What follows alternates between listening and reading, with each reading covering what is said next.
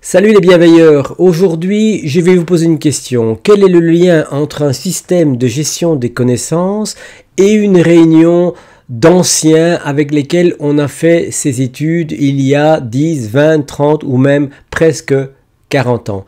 C'est ce qui m'est arrivé il y a quelques jours. J'ai retrouvé des anciens amis avec lesquels j'ai fait les études d'ingénieur et il m'est apparu ce matin une étrange analogie entre la manière de retrouver des anciens, des amis avec lesquels on a partagé des choses et qui entre-temps sont partis sur des chemins différents, et ce système de gestion de connaissances. C'est ce que je vous propose d'examiner aujourd'hui dans cette vidéo. Allez, on est parti.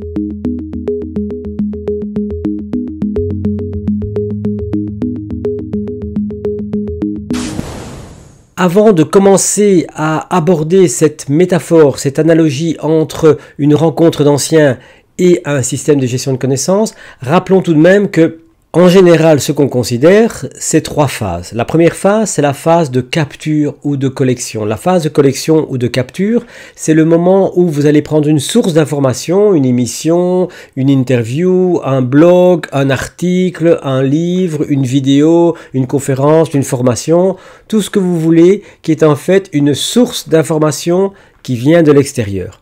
Alors, qu'est-ce qu'on va faire avec cette source d'information? Elle nous est présentée avec une certaine structure, avec une certaine identité. Si je prends l'exemple d'un livre, par exemple, l'auteur a construit un plan et il vous emmène d'idée en idée pour développer ce qu'il a envie de vous partager. Et quand vous allez lire ce livre, vous allez entrer en résonance, vous allez être intéressé, captivé même parfois, par une ou l'autre idée. Bien sûr, ce n'est jamais l'ensemble du bouquin qui est intéressant. Tout au plus, vous allez isoler un certain nombre d'éléments, un certain nombre de chapitres, un certain nombre de lignes, de phrases, de citations. Et une fois que vous avez isolé dans le fil conducteur de cet ouvrage un ensemble d'idées, l'étape suivante va consister à les isoler, c'est-à-dire un peu comme une digestion dans notre organisme quand on prend un bon repas, c'est que les aliments sont constitués, ils forment des légumes, de la viande, des pommes de terre, tout ce que vous voulez, et nous allons les digérer, c'est-à-dire en isoler les éléments qui le constituent et que nous pourrons assimiler, métaboliser. Il est clair que je ne peux pas métaboliser un poireau. Par contre, les vitamines, les sels minéraux contenus dans le poireau, je vais pouvoir les assimiler, les intégrer dans mon organisme pour assurer ma survie. Alors, on va donc, à partir de cette collection, on va peut-être éventuellement souligner des passages, marquer des petits éléments dans la marge, prendre des notes sur un papier à part. Je vais devoir prendre ces idées, les isoler. Quand je les isole, je me retrouve avec des idées que je vais tenter de formuler de manière à la fois simple, unique, c'est-à-dire je ne vais éviter des accumulations d'informations. Pourquoi? Parce que ces idées, plus elles seront isolées, plus il me sera facile de les connecter avec d'autres idées que j'ai déjà accumulées dans mon réseau de savoir. Alors ce qui est intéressant de voir, c'est de nous poser la question en permanence, lorsque je prends un extrait d'un livre, c'est: qu'est-ce qui m'intéresse dans ce livre? Pourquoi suis-je entré en résonance? Pourquoi cette ligne me parle? Qu'est-ce que ça me dit sur ma connaissance? En quoi elle va augmenter? En quoi cela va venir contredire des notions? Et je vais donc me poser en permanence ces questions au fur et à mesure de ma lecture, de manière à ce que je ne garderai, même de l'ensemble des lignes que j'ai soulignées, que celles qui me parlent et que je peux mettre en lien avec mes préoccupations du moment, mes savoirs que j'ai déjà enregistrés dans mon réseau de savoir. C'est donc une démarche double. Premier, lecture, souligner. Ensuite, isoler les passages et les inscrire dans mon réseau de savoir avec un certain nombre de règles à appliquer. Ça, c'est une autre histoire. Ce n'est pas l'objectif de cette vidéo. Alors, quand je les aurai intégrées, elles seront utiles. Et je peux donc dire, ce livre est intéressant parce que j'ai retenu un certain nombre d'idées que j'ai isolées et puis intégrées dans mon réseau de savoir. Et justement, pour revenir avec cette réunion d'anciens, c'est assez amusant parce que c'est quand même vachement comparable. Donc, Dans ces réunions d'anciens, il y a des personnes que vous n'avez plus vues depuis des années et vous allez rétablir le contact. Alors bien sûr, vous avez un passé commun qui est plus ou moins intense en fonction de liens que vous aviez durant ces études. Moi, avec ces copains-là, il y en avait certains qui ont passé plusieurs années avec moi en classe, d'autres que je ne rencontrais qu'à la pause, dans les couloirs, etc. Et donc, on est en face d'une rencontre, proprement dit, dans laquelle on va demander, tiens, qu'est-ce que tu deviens? Qui es-tu? Quelles sont tes passions? Quelle est ta vie? Etc. Et en fonction de ce que la personne va nous révéler, va nous partager, nous allons entrer en résonance. Très très vite, on va remarquer que pour certaines personnes, en fait, ce que la personne me raconte m'intéresse relativement peu. Ce n'est pas du désintérêt, c'est simplement que ce qu'elle me propose, ce qu'elle me relate, ne fait pas écho en moi. Et c'est donc des choses qui sont extérieures à moi.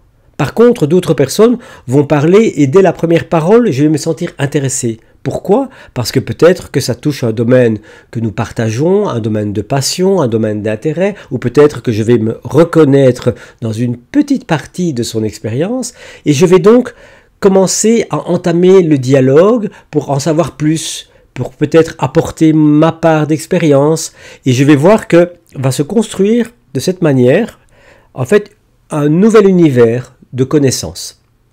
Alors si je reviens avec le réseau de savoir, quand j'arrive à cette réunion, j'ai ma carte du monde, comme on dit généralement, c'est-à-dire mes connaissances, mes acquis, mon expérience. Je sais que je partage une partie du temps de nos études, et quand la personne va parler, je vais, comme avec le livre, quelque part, souligner des passages qui m'intéressent. En quoi m'intéresse-t-il? Tout simplement parce que il y a des résonances, il y a des connexions avec des choses que je sais déjà. Et ce qui va m'intéresser, c'est ces connexions-là, parmi ces connexions-là, lesquelles me font vibrer, lesquelles créent un intérêt, une envie d'en savoir plus.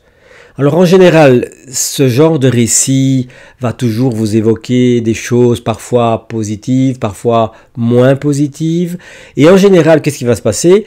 Si la résonance est positive, c'est-à-dire que si ce que j'entends dans le récit de l'autre fait écho en moi et d'une manière, je dirais, positive, c'est-à-dire qui va éveiller mon intérêt, eh bien je vais garder l'élément et je vais l'intégrer dans mon réseau de connaissances.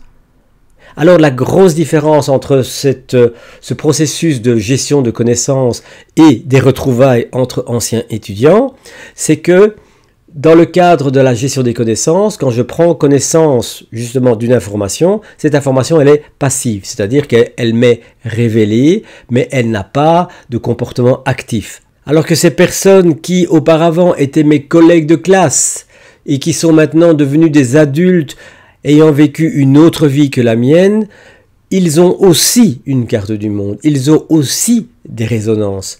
Et ces résonances, si elles sont partagées, c'est-à-dire si l'expérience que la personne me relate est en écho avec la mienne, si dans notre échange nous allons nourrir cette qualité d'écho, de résonance dans les informations, à ce moment-là, il va se créer quelque chose qui s'appelle une reconnexion. Et peut-être que cette personne qu'on n'avait plus vue depuis des années va devenir de nouveau une personne que je vais fréquenter régulièrement. De la même manière, et par opposition quelque part, il y a des personnes qui vont me faire des récits et il n'y aura pas d'écho, il n'y aura pas de résonance. Alors ça va être bien sympathique durant le repas, mais il est plus que probable qu'après ce repas, plus rien ne va se passer. Et justement, ce système de gestion de connaissances, c'est tout à fait analogue à des retrouvailles d'anciens. Mais c'est vraiment quelque chose que nous pouvons vivre avec nos connaissances. Nous avons des connaissances qui sont très très loin dans le passé, des connaissances qui sont très actuelles, des connaissances qui sont revivifiées parce qu'on a relu ou qu'on a redécouvert des nouveaux livres qui racontent des choses équivalentes. Ici, avec ses amis, on a un passé commun, on a des connaissances communes que nous partageons, mais ce n'est pas suffisant pour continuer la relation. Pour continuer la relation, il va falloir que nous ayons dans le récit de vie, dans le récit des passions et des occupations, et des hobbies, du métier de la personne, nous aurons besoin d'un certain nombre de résonances, c'est-à-dire que des parties de ma carte du monde s'illuminent simplement du fait d'écouter le récit de l'autre. Et c'est bien sûr un processus réciproque dans le cas bien sûr des êtres humains quand ils échangent entre eux. Dans la connaissance, bien sûr, la formation, elle n'a pas de carte du monde, elle est simplement là comme un concept et le processus ne se passe que de mon côté où je vais prendre l'information, la transformer ou la jeter. Je trouvais que c'est intéressant de faire cette comparaison parce que, je dirais, c'est exactement ce qui se passe quand nous explorons des matières nouvelles, des livres, des sources différentes. Ici, avec ses amis, il y a des gens que j'avais perdu de vue et avec lesquels je vais renouer contact. Pourquoi? Parce qu'il y a eu cette résonance. Et j'ai pu observer, ça c'est un phénomène supplémentaire, que c'est réciproque. Certaines personnes sont peut-être très intéressées par ce que je dis, mais ce n'est pas réciproque et il est probable que ça ne va pas mener plus loin que simplement le souvenir de ce que la personne m'a raconté ce soir-là. D'autres personnes avec lesquelles je vais entretenir des relations vont continuer de nourrir mon schéma par les échanges, par la sympathie, par le partage d'expériences. Et c'est exactement la même chose qui se passe avec une matière donnée. Si vous êtes intéressé par exemple, le fonctionnement du cerveau, eh bien chaque fois que vous allez lire ou voir une conférence sur le fonctionnement du cerveau, vous allez réanimer, vous allez remettre en résonance ces connaissances. Voilà, c'est ce que je voulais vous partager aujourd'hui. La comparaison, l'analogie entre une réunion d'anciens des études et un système de gestion de connaissances, ça vous permettra d'avoir un autre écho, une autre vision. Je pense que ça va vous inspirer, en tout cas je l'espère, et je vous souhaite de bonnes explorations avec vos réseaux de connaissances et à bientôt. Ciao!